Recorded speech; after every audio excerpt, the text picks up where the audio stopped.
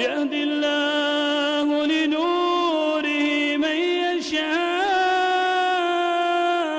يشاء يهدي الله لنوره من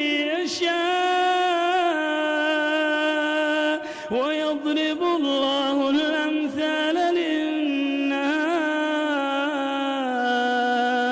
والله بكل شيء عليم. في بيوت أذن الله أن ترفع ويذكر فيها اسمه يسبح له فيها بالغدو والآصال